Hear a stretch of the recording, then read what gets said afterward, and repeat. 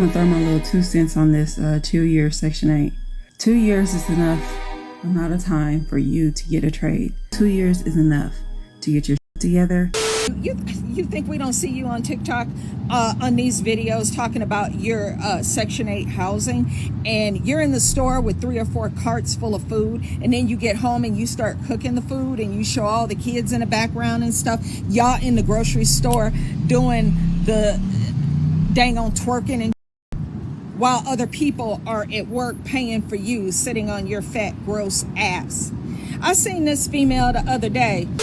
Imagine when next month come or next year come and it don't be no Section 8, it don't be no half off your rent, none of that. Imagine having to pay regular rent and not even having the income to even pay regular rent because you're not getting those many hours at your job. Did y'all hear about Section 8? I think I finally get a motherfucking chance to have 72-cent motherfucking rent. They said for 2026 you can't have more than 2 years on Section 8. So all you motherfuckers that been holding the motherfucking line up, get ready to pack your shit and get the fuck on. Because when I say I'm running to the motherfucking list, that's about the best thing that they done. That's it. Because I've been waiting on them to open the motherfucking Section 8 list for so motherfucking long. I was hoping they made a Section 9. I'm gonna throw my little 2 cents on this 2-year Section 8. 2 years is enough amount of time for you to get a trade. Cosmetology, be an esthetician, plumbing, be a electrician. Those are enough years to establish education in those trades. We need those trades. So 2 years is enough to get your shit together. You'll get the most amount of rent for school because you have low income. This is a great opportunity for you all. Essentially what she's talking about is proposed legislation by the current administration to make some broad sweeping changes to the Section 8 benefit. For those of you who don't know what Section 8 is, Section 8 is a federal program officially known as the Housing Choice Voucher Program. It provides subsidies to low and moderate income families to help them afford housing in the private market. Eligible families receive a voucher and pay about 30% of their adjusted gross income, which will be important in a second, toward rent, while local public housing agencies pay the difference directly to the landlord. So part of this new legislation that's being proposed is to limit the amount of time you can receive benefits from the Section 8 program to 2 years if you are able-bodied and you can work. Did y'all hear about Section 8? I think I finally get a motherfucking chance to have 72-cent motherfucking rent. They said for 2026 you can't have more than 2 years on Section 8. So all you motherfuckers that been holding the motherfucking line up, get ready to pack your shit and get the fuck on. Because when I say I'm running to the motherfucking list, that's about the best thing that they done. That's it. Because I've been waiting on them to open the motherfucking Section 8 list for so motherfucking long. I was hoping they made a Section 9. Like, can I get a piece of the pie? Do you know what I can do if y'all let me have 72-cent rent for 2 years? I don't give a that it's only 2 years. That'll help me out tremendously. Now, I hate that for the people that don't know how to survive outside of the, government assist. But I most definitely want to turn. Like, I feel like it's only fair that we all get a turn of the Section 8 lifestyle. Like, I never had that. I want to see what that be like, because y'all ain't doing it right. Something about it that y'all ain't doing it right. Like, if you can't afford what the you need to afford by now, you ain't do it right. I'm gonna do it right. I'm sure you. Behind all the cussing, because she has a crazy potty mouth, and the music, she has a fairly decent point in my opinion. What she's saying is there's been a backlog of people being able to receive Section 8 vouchers because people stay on it so long. There's only so much funding to go around. And so for that reason, people like her, for example, have been waiting in line for forever to get a chance to have reduced rent or subsidized rent so that they can hopefully get themselves to a better position to not need it. So she's saying a lot of people don't know how to exist without it. And she feels bad for those people. Whereas she's saying if she gets on it and she's allowed to pay reduced rent for 2 years, she's gonna be in a much better position, which is really the key if you are an able-bodied person. I'm not gonna get into the politics of it and the moral parts of it. I'm just gonna try to stick to facts. So if you are able-bodied, meaning you're not disabled, meaning you're not a disabled veteran, meaning you're not elderly, but you're just a regular able-bodied, young, middle-aged person, theoretically, you should not have to be on this assistance for forever. So y'all think just food stamps is just up now? Imagine when next month come or next year come and it don't be no Section 8, it don't be no half off your rent, none of that. Imagine having to pay regular rent and not even having the income to even pay regular rent because you're not getting those many hours at your job. I just feel sorry for some people. I'm glad that my mom only had one child and, my grandmama was there. It was a villain back then when I was coming up, and I'm 40 and I was born in 83. But at the same time, I just feel sorry for people that has kids now that relying on the government to help them out with any kind of assistance. It's finna be real hard. Okay, so I know I don't want to get into the moral parts of this or anything aside from just objectively what is trying to be passed as far as the 2-year limits and other stuff. But what I will say is that she said, just imagine if you're a family who has more than one kid or multiple kids and you're relying on a bunch of government assistance programs, where you're gonna be. You're getting your hours cut, things of that nature. And this makes me think back to what the first person was saying about how the 2 years should be enough for you to learn a trade. And essentially, to sum it up, better yourself to be able to get more money so that you don't need these programs. I do see both sides of the coin. I see the side where, yes, you should be able to improve your situation in 2 years. Go get educated, go learn a trade, go learn a blue collar skill, go get certification so that you can earn more income. And I also see the other side of it where maybe you're a person who has a lot of kids and you don't have the time to do that, or maybe you need more than 2 years, and we don't know how this all is really going to look if it does get passed. It has to be phased in and all this. It's not going to be a quick boom, the bill gets passed and now 2 years, that's it, right?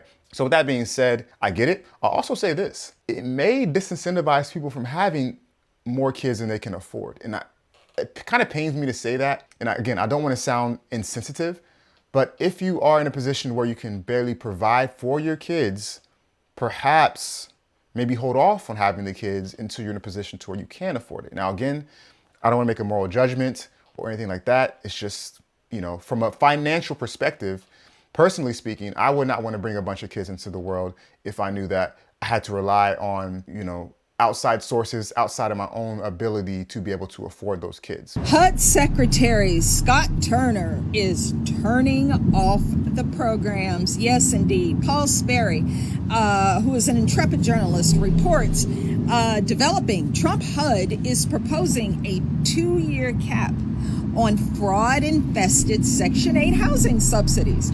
And before you get your draws all up in a wad trying to say that it's not right with fraud, yeah, it is. Y'all tell on yourselves.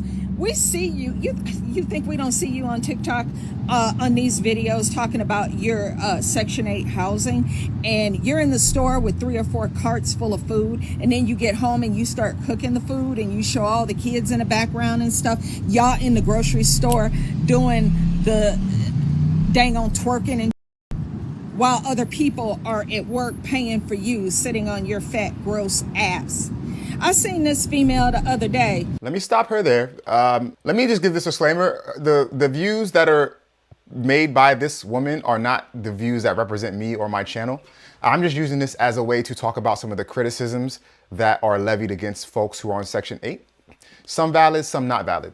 So she mentioned fraud. Let's talk about the fraud. When it comes to Section 8, there's essentially abuse that can occur on both the tenant side and the landlord side. On the tenant side, they're saying that subletting is one of the ways that people abuse the system. So they'll get subsidized housing where they're only paying 30% of their adjusted gross income, but then they sublet it and rent it out to someone who might pay, let's say, market rate, and now they're pocketing the difference. Misreporting income.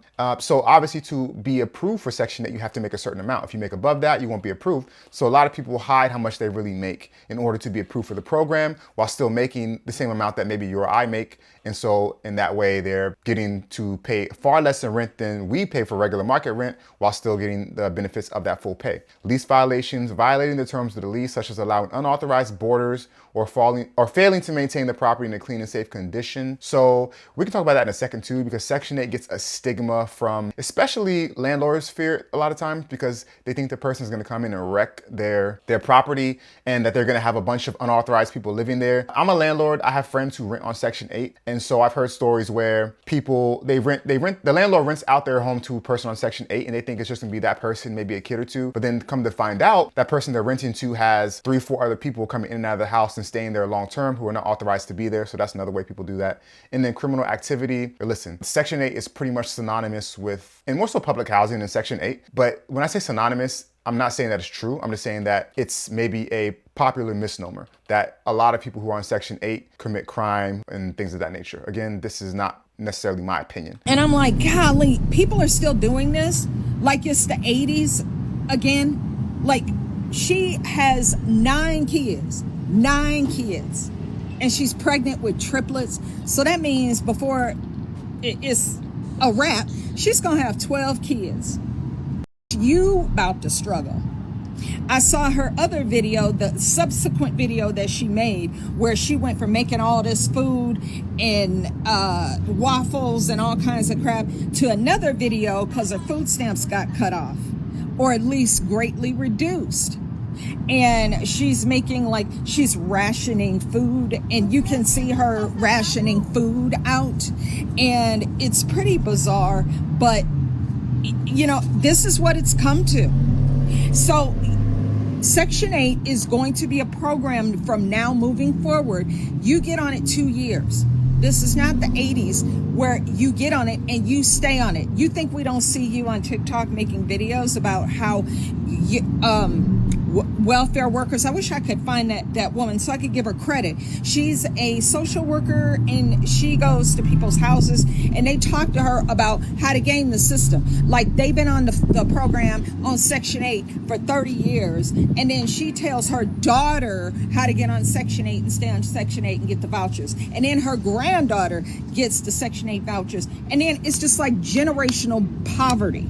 Not teaching them how to be truly successful, but teaching them how to continually game the American welfare system. Okay, so I've heard about this before, about people who are incentivized to, for example, have a lot of children. I mean, 12 kids in 2025 is kind of insane.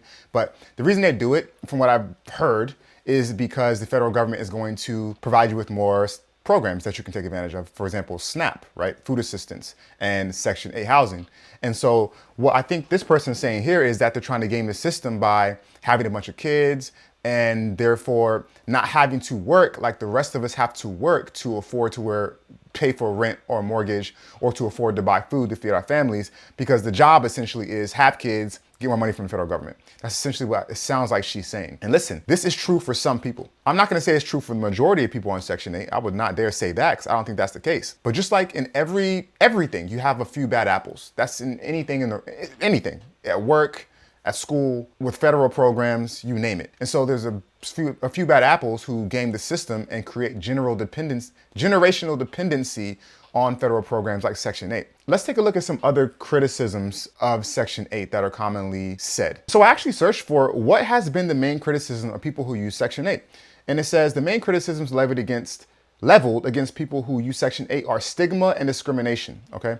With people being unfairly perceived as irresponsible tenants or freeloaders, and accusations of fraud and abuse, which we just talked about, such as we talked about that already. So common criticisms and their counterpoints. So stigma and negative stereotypes. Section 8 recipients are often associated with poverty and sometimes stereotyped as being likely to damage property, have disruptive habits, or not care for a home. Counterpoint, these are often inaccurate and unfair assumptions. Many Section 8 participants are working and the program has strict requirements for compliance. So listen, again, as a landlord, I've never rented a Section 8 recipient before. Not to say I wouldn't, I just haven't done it yet, or haven't done it. I do have friends who have done it and know people personally who have done it.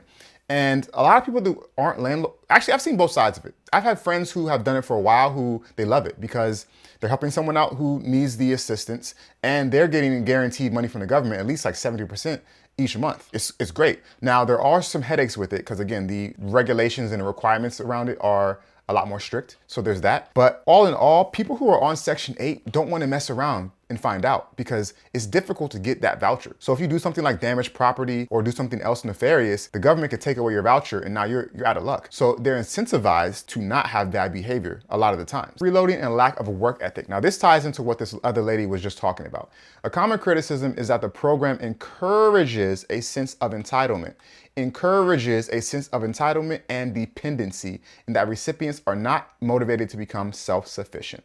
So this is the main criticism that I hear people talk about. Even like neighbors that I used to live by would say, because, you know, they would know someone in the neighborhood that's on Section 8 housing, and they would say, you mean to tell me that I go to work every day and bust my ass to put food on the table and pay a full amount for my mortgage, while meanwhile this person across the street barely works and they're getting money from the government, living in just as nice of a house as I live in? And listen, I hear that point. Again, if that person is there because they actually need the benefit, I have no problems with it whatsoever. But if they are there because they are just gaming the system and creating generational dependency, well, then I tend to agree with that person's sentiment. All right, guys, with that being said, thanks for sticking around with the video. Feel free to like and to subscribe, and let me know in the comment section what you think about this whole situation. How do you feel about this proposed legislation that will go, well, that's being proposed to change Section 8? Let me know in the comment section. Looking forward to hearing it or reading it. And until next time, make smart financial decisions.